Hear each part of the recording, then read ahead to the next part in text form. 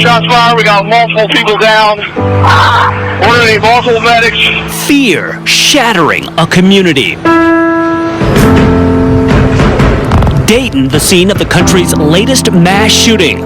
Witnesses describing for us the moments it happened. His body just laid lifeless. There was nothing that could be done. 9 killed, 27 hurt. Tonight, we're hearing from the families of the victims. I'm glad that I got to see him. I got to see him in a very positive, fun environment. And I'm sad that we won't get to see him like that again. The shooter shot and killed by police. We have a lot of evidence to process through. Investigators trying to find a motive. We're looking deeper into his past tonight. Amazing grace, how sweet the sound. As the investigation continues, communities across the state mourn the victims. We come before you not only hurting, but we come before you fighting. From Dayton to the State House, those whose lives were lost remembered. Was blind,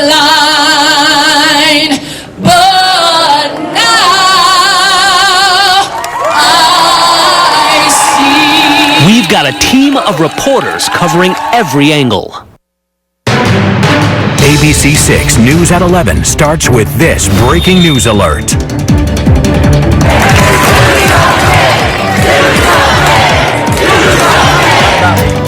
Tonight, those calls from a crowd at a vigil in Dayton, the site where nearly 24 hours ago, 9 people were gunned down in a mass shooting, 27 others hurt.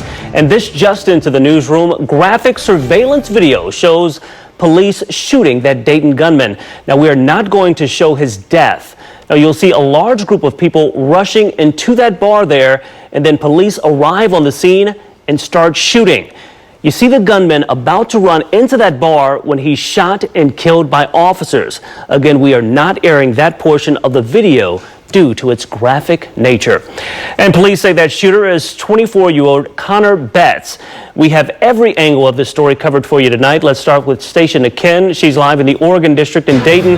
And Stacia, it was quite a turnout for tonight's vigil and certainly very emotional. If you're just joining us tonight, we're following breaking news tonight out of Dayton where 9 people are dead and 27 others hurt in a mass shooting. Police have identified that gunman as 24-year-old Connor Betts. He was shot and killed by 6 responding officers. All of the victims were identified. They include the shooter's own sister, Megan Betts. Now, just about an hour ago, Dayton Mayor Nan Whaley held a news conference to address her city. She says Dayton has had a rough year. This shooting comes after tornadoes hit the area on Memorial Day. She says the people in her city have strength.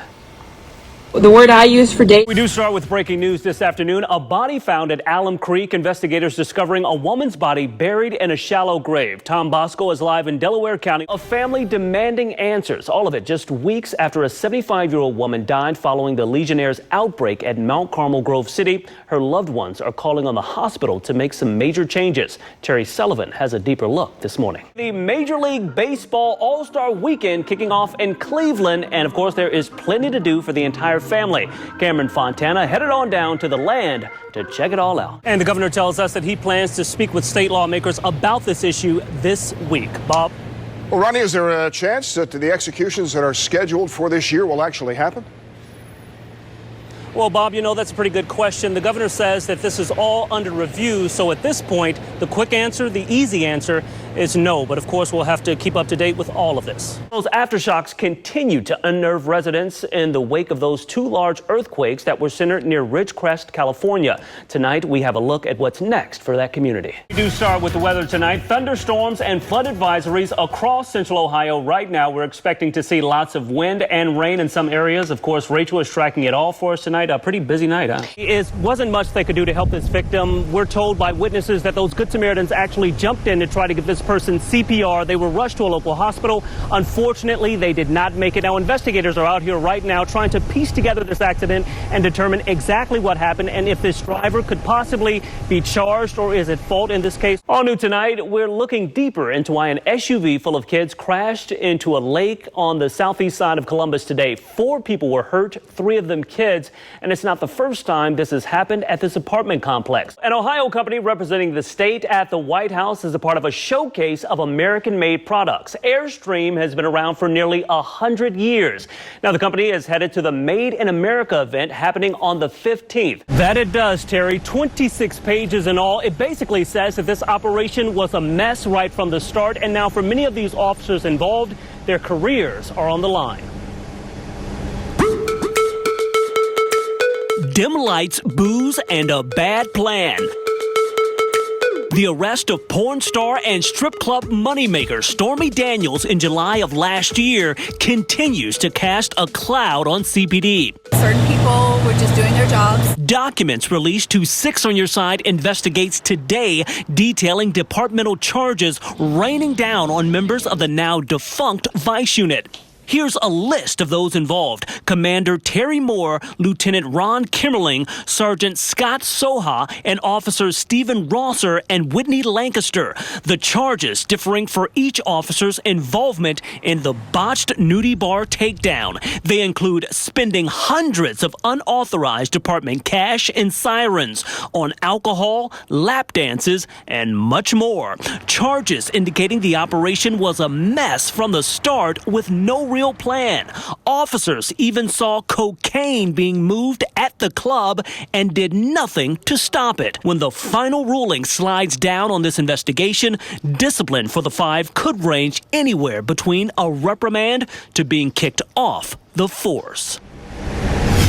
And something very important to note here, these are not rookie or young officers we're talking about. The experience ranges from 17 years to 31 years with the force, and they are certainly in big trouble tonight. That's exactly right, Bob. It wasn't long ago I actually spoke with this doctor about his efforts to fight the state's opioid epidemic, and now he's actually accused of being a part of the problem. Tonight, we're also learning some of his patients have some real concerns about this doctor as well.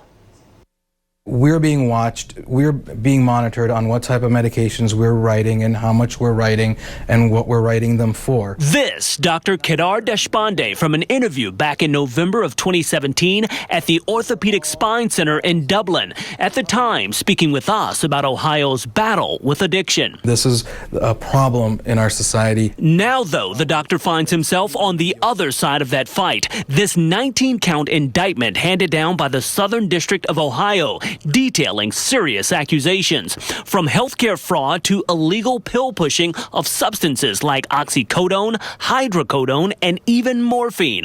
The charges indicating he was giving his staff blank prescription pads that he'd already signed, allowing them to pass along. And this just the start of the problems. It's hard to bend down. It's hard to walk very long. We've been in contact with patients like Jennifer Evans, who say the doctor botched their surgeries. Evans telling us following a procedure in May, she had to deal with several serious chemical burns. It's frustrating because not only are you dealing with the pain that you had before you went in, now you have burns in the same spot. We reached out to the doctor for comment on the issues. He's not talking, but his attorney released a statement addressing the indictment, saying in part, Dr. Deshpande has entered a plea of not guilty and intends to mount a vigorous defense against the charges contained in the indictment. This is happening all over the country, all over our state. Deshpande's new fight for his medical reputation and his freedom. And we have checked, and despite the indictment, the doctor's medical license is still valid here in the state of Ohio, and he is still practicing. His attorney tells me the case is set to go to trial in April. Of course, we'll follow all the steps and keep you updated on exactly what happens. Well, I know. And he has good reason. He's gotten call after call for months now. Crooks trying to get his personal information and his cash. He's speaking out tonight in hopes of preventing someone else from being ripped off.